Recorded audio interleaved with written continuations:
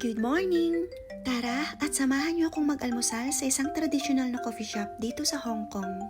At alas 8 ako gumising ngayon dahil malayo yung pupuntahan ko at may pasok pa ako mamaya. Normally kasi nakaset ang alarm clock ko ng 8:30 pag may pasok ako. Agad-agad na akong bumangon para makapaghanda na din. Ako pa man din yung taong medyo matagal talaga pag nagbibihis. Uminom muna ako ng vitamins ko and then nag-shower na din ako. Ginamit ko na rin pala tong Beauty White Soap na binili ko few days ago. So far, okay naman sa akin. Malambot sa balat at madali lang banlawan din. At nabasa ko rin sa reviews na nakakatanggal siya ng eczema o kaya acne scars.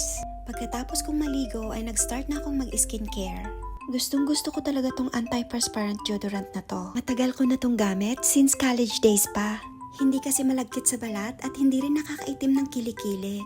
Kinuha ko muna tong bihisan ko bago mag-apply ng foundation sa mukha. At itong puro itim na to ay ang mga sinusuot ko sa work ko. Very appropriate kasi lalo na sa kagaya ko na nasa F&B industry. Isa sa mga insecurities ko ang buhok ko, kaya lagi akong gumagamit ng hairspray para hindi masyadong mabuhaghag. At dahil sobrang init ng panahon ngayon, lagi akong gumagamit ng sunscreen. Mataas din kasi ang hydration level niya. Hindi na kailangan gumamit ng primer o kaya moisturizer. Isinunod ko namang in-apply itong Natural Skin Perfector Foundation. At konti lang pag naglalagay ako para hindi magiging cakey. Lalo na ngayon na ma-humid at mainit ngayon ang panahon dito sa Hong Kong. At bine-blend ko na lang mabuti yung foundation para magpantay ang balat ng mukha ko sa may leeg ko. Naglagay na rin ako nitong paborito kong blush para hindi naman maputla ang mukha ko. O diba, rosy cheeks? And then, gumamit lang ako ng brush powder for a finish look. First time kong gagamitin itong Dior lipstick na galing pa kay Ate Mary Jane na nakabis na sa Yuki ngayon. Ang galing nga niyang pumili dahil natumbok niya yung paborito kong shades. Konti lang ang pinahid ko dahil super pigmentation siya at ang ganda ng lapat sa bibig ko. Thank you Ate Mary Jane, babawi ako sa iyo one day. Nilagay ko na rin isa-isa dito sa bag ko ang mga dapat kong dadalhin like susi, wallet, sunglasses, tripod ko at shopping bag. Binabayaran kasi ang plastic bag dito sa Hong Kong. Bago ako umalis ay tumingin muna ako kung anong pwede kong isuot sa paa.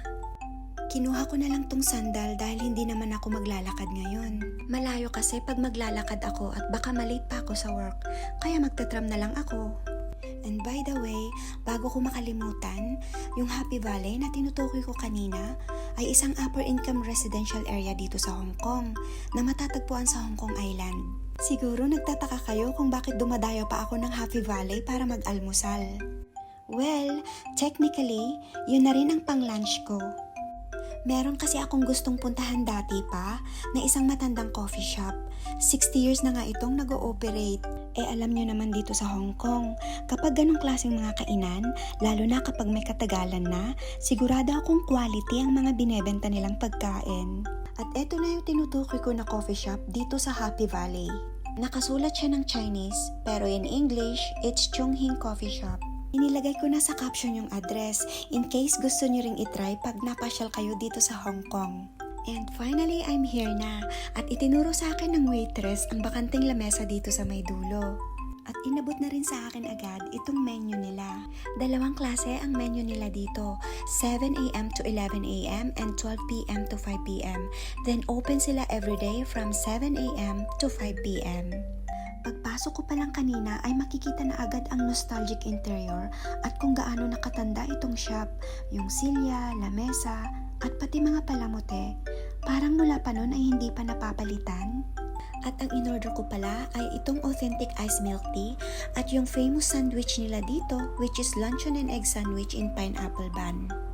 Ngayon pa lang ako makakatikim ng pineapple bun na ang palaman ay itlog at luncheon meat. In fairness ha, napakalambot at napaka-crispy sa ibabaw. Ngayon alam ko na kung bakit ito ang pinaka-famous sandwich nila dito. It's very savory and sweet at ito ang pinakamasarap na pineapple bun na natikman ko by far. Mahilig talaga ako sa mga kafe, lalo na yung mga unique at matatagal na dito sa Hong Kong. Gustong gusto kong bumibisita sa mga ganitong klaseng coffee shop. Yung mga ganitong klase ng kafe, ito yung mga tahimik talaga. Alam nyo, isa sa magandang gawin dito sa Hong Kong ay mag-coffee shop hopping. Pero maisasuggest ko, wag lagi mga nasa city. Although magaganda rin naman mga nandun. Pero iba pa rin kasi pag mga ganitong klase. Hanapin nyo yung medyo luma na. Tapos yung nasa magandang location. Mas maganda kasi pag may adventure. Highly recommend ko din to sa mga gustong magbakasyon dito sa Hong Kong. Very nostalgic back on the 60s.